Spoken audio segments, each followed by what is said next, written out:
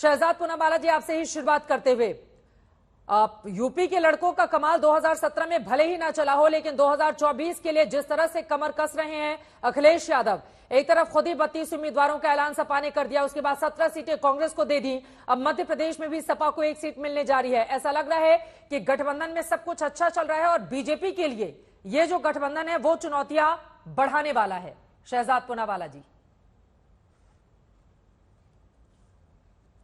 चित्रा जी, ये बिल्कुल रब ने बना दी जोड़ी है और इस जोड़ी को कतई किसी की नजर ना लगे, हमारी शुभकामनाएं हैं। क्योंकि इस जोड़ी को लोगों ने ट्राई भी किया, टेस्ट भी किया और बहुत बड़े पैमाने पर रिजेक्ट और फेल भी किया। 2017 में ये दोनों लोग एक साथ आए थे और वैसे स्वाभाविक भी है इनका एक साथ आना। एक राष्ट्रीय स्तर का डायनेस्ट, एक राज्य के स्तर का डायनेस्ट, एक राष्ट्रीय स्तर का नामदार, एक राज्य के स्तर का नामदार, एक राष्ट्रीय स्तर पर राम जी का विरोधी, एक राज्य के स्तर पर राम भक्तों पर गोली चलाने वाला, विरासत से आने वाला व्यक्ति है। एक राष्ट्रीय स्तर पर संवैधानिक संस्थाओं का अपमान करता है, एक राज्य के स्तर पर यूपी एटीएस वगैरह पर सवाल उठाता है और तुष्टिकरण के लिए आतंकवादियों की पैरवी करते हैं। तो दोनों का नेचुरल अलायंस है, पर ये नेचुरल अलायंस को किस प्रकार से रिजेक्ट किया था 2017 में? हमारी 40 से अधिक फीसद वोट शेयर आई और हमारा उस समय पर, और लगभग आपको याद होगा कि 312 सीट आई और इन दोनों की 7 से 8% जो वोट शेयर है वो घटी।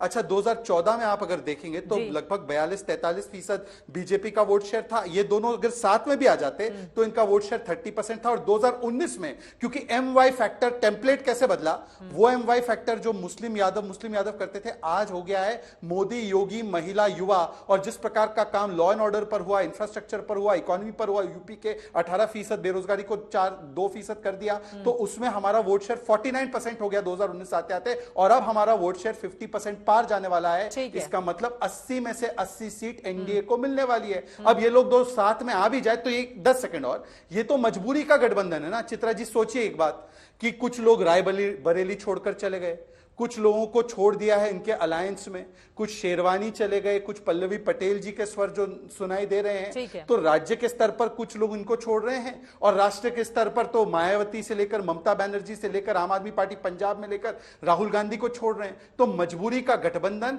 एक वोट बैंक को साधने के लिए बन रहा है। मजबूरी का गठबंधन है क्या?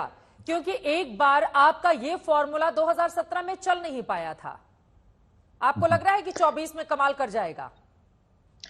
चित्रा जी, देखिए, जब भारतीय जनता पार्टी से हम पुराने समाजवादी पार्टी की सरकारों की बात करते थे तो ये कहते थे कि आप 17 और 22 की बातें करें, और आज जब 24 का बात आ रहा है तो ये 14 और 17 की बातें हमको बता रहे हैं। देखिए, 2017 की परिस्थितियां, राजनीतिक परिस्थितियां और 2024 की राजनीतिक परिस्थितियों में जमीन आसमान का अंतर है। आज पूरे देश में जिस प्रकार से बेरोजगार परेशान है, उत्तर प्रदेश में लगातार पेपर लीक हो रहे हैं। आज किसी ने बोला कि उत्तर प्रदेश जानते हो, तो लोगों ने कहा हाँ, उत्तर प्रदेश जहां पेपर आने से पहले उत्तर आ जाता है वो उत्तर प्रदेश है। इस तरीके की बातें होने लगी हैं। आज जहां पूरा किसान पूरे देश में लगातार हमला कर रहा है, लगातार परेशान है, और वहां पर उसके ऊपर हमला हो रहा है, जो अन्नदाता हमारे परेशान है, क्या देश की जनता नहीं देख रही है? मुझे लगता है कि वो परिस्थितियां आज की परिस्थितियों में जमीन आसमान के अंदर है, और राजनीतिक परिस्थितियों को भाप पाना ये शहजाद पूनावाला या भारतीय जनता पार्टी की बस की बात नहीं है। मुझे लगता है कि आज की भौगोलिक स्थिति, आज की राजनीतिक स्थिति समझिए, जिस प्रकार से भारतीय जनता पार्टी उत्तर प्रदेश में जो काम कर रही है, आज के हालात ये हैं कि उनके पास वो कैंडिडेट्स नहीं मिल रहे हैं। वो अपने खुद के जो है एमएलए जो हैं, जो मंत्री हैं, उनको टिकट देने जा रहे हैं, और सुनने में आ रहा है कि ज्यादा से ज्यादा 2/3 से ज्यादा सांसदों का टिकट कटने जा रहा है। इसका मतलब कहां पर एंटी इनकम्बेंसी है? एंटी इनकम्बेंसी आपके पास में है। जनता ने आपके खिलाफ माहौल बना रखा है। भारतीय राष्ट्रीय कांग्रेस और समाजवादी पार्टी का गठबंधन पहले दिनों से बात चल रहा था, और कभी भी चित्रा जी ये बात नहीं हुई कि गठबंधन नहीं होगा। ये सूत्रों के हवाले से खबर जो बनाई जाती है, इसमें कहीं भी सच्चाई कभी नहीं रही है, और आज वो फलीभूत होने जा रहा है। कुछ देर में आपको सीटों का ऐलान भी होगा। समाजवादी पार्टी ने अपनी 32 सीटों का ऐलान कर दिया है। लगभग 30-35 सीटों का ऐलान हम और करेंगे, और बहुत सौहार्दपूर्ण माहौल में ये काम हो रहा है। आप देखिएगा कि हम भारतीय जनता पार्टी को उत्तर प्रदेश से इनके पांव पखेड़ू उखाड़ने के लिए तैयारी कर चुके हैं। लेकिन यहां पर मेरे पास जो आंकड़ा है, देखिए, बीएसपी और समाजवादी पार्टी का जब गठबंधन हुआ था तो उनका अपना एकमुश्त वोट बैंक था, जिसके आधार पर यह माना जाता था कि तस्वीर अलग हो सकती है। लेकिन 2019 में वो फॉर्मूला भी काम नहीं किया। आशुतोष जी, मैं आऊंगी, ये सवाल आपको चुभ सकता है, लेकिन कांग्रेस पार्टी 2022 में उसको 2.33% वोट मिले। उसके पहले 2017 में 6.25% वोट मिले जब वो आपके साथ थे। उसके बावजूद 2012 में 11.65% वोट मिले। और ऐसा नहीं है कि लोकसभा चुनाव में उसकी परिस्थिति बहुत ज्यादा बदल जाती है। पिछली बार भी आप लोगों ने अमेठी और रायबरेली में उनको सपोर्ट किया था, उनकी पार्टी को। उसके बावजूद वहां पर एक सीट रायबरेली अगर छोड़ दे तो अमेठी राहुल गांधी हार जाते हैं। तो इससे सियासी तस्वीर बहुत ज्यादा ऐसा नहीं है कि उजाली नजर आती है आशुतोष जी। नहीं चित्रा जी, देखिए मैं ये कभी नहीं कह रहा हूं कि चीजें जो हैं 2+2=4 होंगी। अगर ऐसा होता कि 2012 के इलेक्शन में भारतीय जनता पार्टी उत्तर प्रदेश में 47 सीटों पे थी और 2017 में जो है वो 300 सीटों पे थी, ये कहीं नहीं होता है। और आपने भी पहले भी कहा कि सपा बसपा का आपने गठजोड़ कर लिया है तो आपको नहीं मिलेगा। हमने तो अपनी गलतियों से सीखा है ना कि 2+2=4 राजनीति में मैथमेटिक्स नहीं होती है, ये केमिस्ट्री होती है। और केमिस्ट्री इस समय समाजवादी पार्टी और भारतीय राष्ट्रीय कांग्रेस के साथ में खड़ी हो गई, वो जनता के साथ में खड़े हो गए हैं। क्योंकि जिस प्रकार से अहंकार, जिस प्रकार से एक दमनकारी राजनीति भारतीय जनता पार्टी पिछले 10 सालों से देश में दे रही है, वो अब वो सीमा लांघ चुके हैं। आप अन्नदाताओं के साथ परेशान कर रहे हैं, आप नौजवानों के साथ परेशान कर रहे हैं, बेरोजगारी चरम सीमा पे है, महंगाई पे आप बात नहीं कर रहे, पेट्रोल डीजल पे आप डिस्कस नहीं कर रहे हैं, किसानों की आत्महत्या के आप डाटा देना भूल गए हैं। और आप कहते हैं कि हमने देश को अमृतकाल लगा दिया है। ठीक है, जिस देश में 80 करोड़ लोगों को आप खाने देने पे मजबूर हैं, वहां पे आप अमृतकाल की बात करते हैं। तो झूठे वादे मत दिखाइए। ठीक है, आपको ही पता है कि स्थिति क्या है। इसका जवाब देंगे, लेकिन उसके पहले कांग्रेस पार्टी के पूर्व अध्यक्ष राहुल गांधी जो कि उत्तर प्रदेश के दौरे पर हैं, उनकी ओर से एक बयान दिया गया है जिसको लेकर बीजेपी निशाना साध रही है। जरा एक बार वो बयान सुना देते हैं, उसके बाद चर्चा में आगे बढ़ेंगे। मैं वाराणसी गया, वाराणसी में देखा मैंने रात को बाजा बज रहा है, ठहर जा, बाजा बज रहा है, वहां पे शराब पिए सड़क पे लेटते हुए बाजा बज रहा है। यूपी का भविष्य रात को शराब पिए नाच रहा है, डांस कर रहा है, नशे में। नशे को लेकर दरअसल बीजेपी पर यह आरोप लगाते हुए कि उत्तर प्रदेश का जो भविष्य है, जो युवा हैं, वो सब नशे में हैं। इस पर भी जवाब, अब जो आरोप लगाए गए थे आशुतोष जी की ओर से, शहजाद जी, उस पर भी जवाब। पहले तो मैं अपने भाई आशुतोष जी को शुभकामनाएं देता हूं कि जिनको कल तक के धोखेबाज, चिरकुट, छुटवैया, अखिलेश बस 2-3 महीने पहले कह रहे थे उनके साथ केमिस्ट्री बैठ गई, अच्छी बात है। पर जनता के साथ कौन सी केमिस्ट्री बैठ रही है? और अगर जनता के साथ केमिस्ट्री बैठ रही होती तो आज स्वामी प्रसाद मौर्य इनको निकाला नहीं, वो आपको छोड़ के चले गए। जो सनातन को गालियां दे रहे थे उनको निकालने की हिम्मत नहीं थी, वो भी आपको छोड़कर चले गए।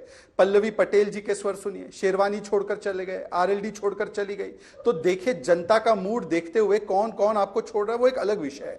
इन्होंने बेरोजगारी और बाकी समस्याओं की बात की, तो बेरोजगारी पर अभी जो चुनाव हुआ वहां पर राजस्थान में 20% बेरोजगारी थी, आपकी सरकार को निकाला। मध्य प्रदेश में 2.5% थी, इसलिए हमारी सरकार को 18 वर्ष के बाद भी फिर से मौका दिया। पेपर लीक की बात कर रहे हो, 15 से ज्यादा पेपर राजस्थान में लीक हुए। हमने तो राष्ट्रीय स्तर पर भी पेपर लीक का कानून बना दिया है। परंतु मैं आज पूछना चाहता हूं, जिस बयान को अभी आपने सुनाया, देखिए ना ये पूरा डीएनए इंडी गठबंधन का कैसा है। रेवांत रेड्डी कहते हैं कि ओबीसी डीएनए, कुर्मी डीएनए ये कमतर होता है, इस पर समाजवादी पार्टी चुप हो जाती है। आज वाराणसी के युवाओं को, उत्तर प्रदेश के युवाओं को जो बोला गया, राहुल गांधी ने पहले भी कहा है कि यूपी के अमेठी के वोटर्स को कुछ समझ में नहीं आता। और एक और वाक्य, last 10 second Chitra ji, 10 second, बाकी सब छोड़ दीजिए, हम राजनीति है, राजनीतिक पटल पर हम लोग काम करते हैं। ऐश्वर्या राय बच्चन जी ये राजनीति में नहीं है, वो कई वर्षों से अब फिल्मों में भी नहीं है, परंतु हर मंच पर जाकर, और मैं राहुल गांधी का कोट अनकोट स्टेटमेंट बता रहा हूं, ये अमिताभ बच्चन नाच रहा था, उसके साथ ऐश्वर्या राय नाच रही थी। ऐश्वर्या को राम मंदिर प्राण प्रतिष्ठा में बुलाया गया, वो हालांकि वहां पे नहीं थी। मैंने कोट अनकोट, ये जया बच्चन के रिश्तेदार है, परिवार वाले। जया बच्चन इनकी सांसद है। ये अति महिला विरोधी और मानसिकता जो दिखाने वाला बयान है, इस पर समाजवादी पार्टी एक शब्द नहीं बोल पाती। संदेश काली पर तो मैं इनकी मजबूरी समझता हूं, पर मैं आपको वो बयान सुना भी सकता हूं, यदि आप चाहें सुन लीजिए एक बार। कभी कहेंगे उधर देखो भैया अमिताभ बच्चन नाच रहा है, वो देखो भैया उसके साथ ऐश्वर्या राय नाच रही है। एक बहू को अपने ससुर के साथ नाचते, ये किस प्रकार की प्रवृत्ति और मानसिकता है राहुल जी की? ये राजनीति से परे होते हुए मैं इसका खंडन करना चाहता हूं। समाजवादी पार्टी नहीं कर पाएगी, फिर भी मैं खंडन करना चाहता हूं। ठीक है आशुतोष जी, 2 लाइन में इस पर जवाब दे दीजिए, उसके बाद मैं गठबंधन पर वापस लौटूंगी जल्दी से। उन्होंने जो नहीं, आरोप लगाए हैं। मुझे लगता है चित्रा जी, इतनी ओछी बातों पे मैं इसका जवाब ना ही दूं तो, और इनकी राजनीतिक समझ पे मुझे हंसी आती है।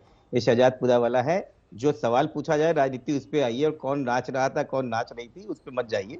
आपकी ओछी व्यथा बात हम किसको समझ कह रहे सकते हैं, हैं। शहजाद पूनावाला के बयान को कि राहुल गांधी ने जो कहा है नाच रहा था उनके बयान नहीं को? नहीं, मैं शहजाद पूनावाला को बोल रहा हूँ। हाँ। मैंने कहा कि इनकी जिन इस तरह की बातें हैं, राजनीतिक सवालों का राजनीतिक जवाब दीजिए। आपकी व्यथा मैं समझ रखता राहुल हूँ कि गांधी जो का बड़ी बयान ओछा कॉन्फ्रेंस नहीं होने था जा रही है। आशुतोष जी। नहीं, आपकी उनका राज्यसभा बयान, की सांसद हैं जया बच्चन जी। उनको बयान, एक मिनट चित्रा जी, देखिए 2 चीजें बहुत क्लियर कर दे। एक तो मैं राहुल गांधी जी को डिफेंड करने के लिए नहीं बैठा हूं, मैं समाजवादी पार्टी का प्रवक्ता हूं, मैं उनको डिफेंड करूंगा। दूसरी चीज ये कि अगर कोई अभिनेत्री या अभिनेत्री नाच रहे हैं तो उसको उस तरह से देखा जाए।